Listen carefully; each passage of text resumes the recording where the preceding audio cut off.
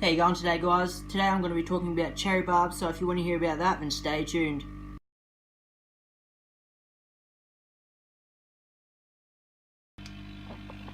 How you going today, guys? Blair's Aquatics coming back at you with another video. Again, this one's a little bit different today.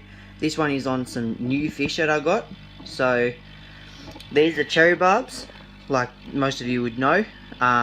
Very good beginner fish, perfect for little nano tanks and stuff. They don't get too big. They get about 2 inches, so 5 centimeters.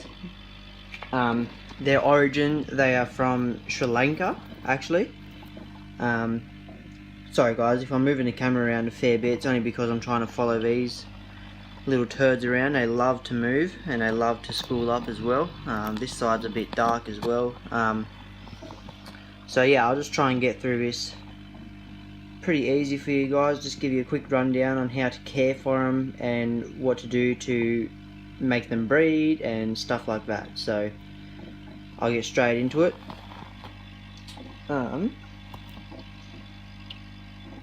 So you can see in there, the way you sex cherry barbs is these two in front, or this one in front now, is a female, because she's like a yellowy silvery colour, and the red ones, they're not bright red right now, but they do get more red when they're dominant and when they're ready to breed. So the red ones are the males. Sorry guys. So they like a temperature of about 22 to 28 degrees. Like I said, they're very easy to care for. A lot of people actually have them as beginner fish. They're very peaceful. You can keep them in schools of 6 or more. That's actually how they like to live. I've got a school of 8 right now.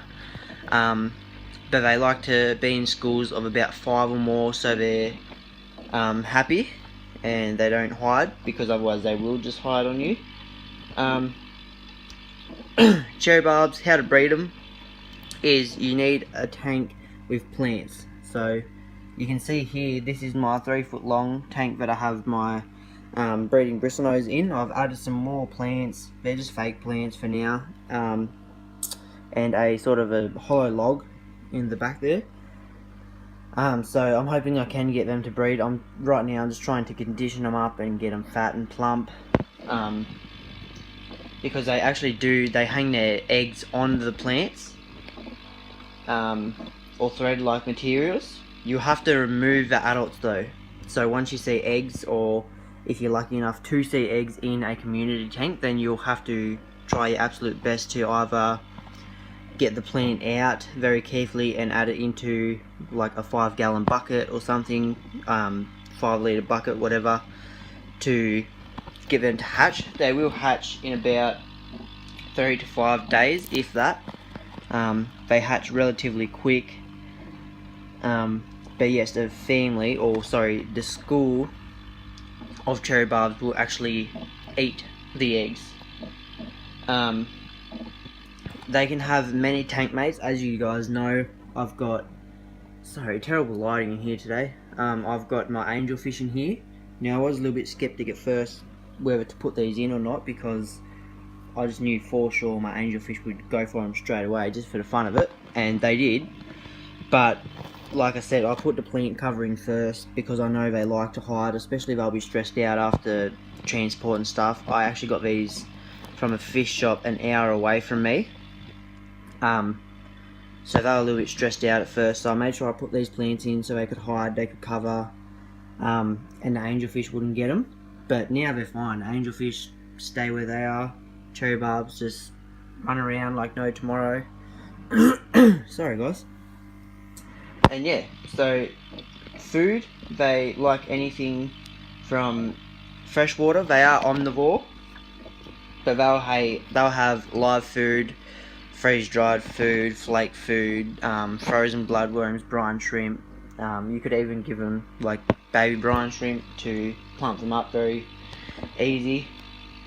Like I said, the males will get bright red. I will try to incorporate a photo in here of a male and a female, so I'll just leave it at this for a second and I'll move on, but I will add a photo in here when the video goes up onto YouTube.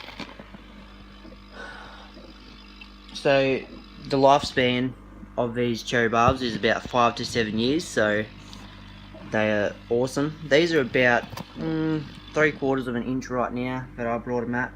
They're not overly big, but I thought they're pretty cool. The males too, I've noticed, is when they do decide they want to come back into the light, I don't know whether I'll be able to pick it up on camera, but the males actually have little sort of barbels, how what do they call, koi carp do, and they're pretty cool to see, really, in my opinion. So of course they don't want to come over. I'll see actually if I can feed them and see if they'll come out that way, because I'm getting some pretty terrible shots of them right now.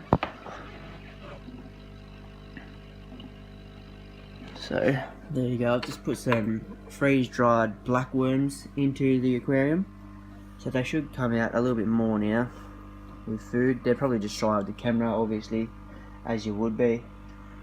They like a wide range of pH, anywhere from 6 up until 8. Water hardness, they like 5 to 25 DH, so just be careful it doesn't get too high or too low. You can see I've got a massive mystery snail. I've got a few of them actually around in this tank. But yeah, they're not coming out much right now, so I'm sorry if this video does get very boring, but I will add in some photos and maybe even a video of cherry barbs. You can just put these in a tank by themselves, and that they'll do absolutely fine. But like I said, they're a schooling fish, they're a community, so you can have them however you want, pretty much. So, I don't know. I need to get a bit better light or bigger light on this aquarium, sorry guys, so I'll get onto that. But that's in there, starting to come out maybe a little bit.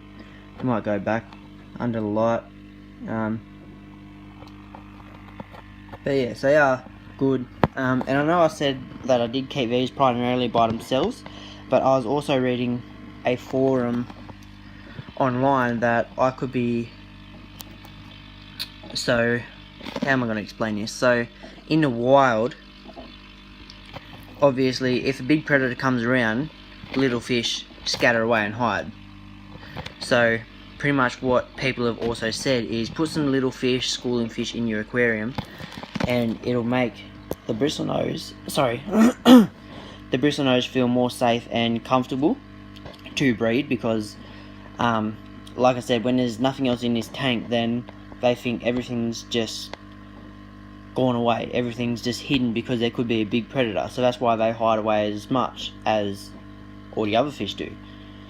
So it's good now that I've got these in, because my bristlenose do come out quite a bit more, which is great. So they must know that there's nothing predatory in this tank that can hurt them and stuff. So yeah guys, I just wanted to give you a quick little care video, care guide, sorry, on how I care for these little cherry barbs. I hope you've enjoyed this video. I hope it's been a little bit educational to some, whether it's people just starting out or not. I'm not very experienced with cherry barbs as of yet. I have kept them in the past and stuff, but I just thought, oh, I'll get them again, see how they go and stuff, see whether they do just want to breed or what. So yeah guys, I thank you very much for the support, for all the views, comments, stuff like that. It helps me out a lot. So yeah, I just want to say thank you, and there'll be more updates in the future. Sorry about all the little particles around in the aquarium as well. I've just done a 50% water change on this tank this morning, so it's a little bit dirty. So thank you guys, I'll tune in later.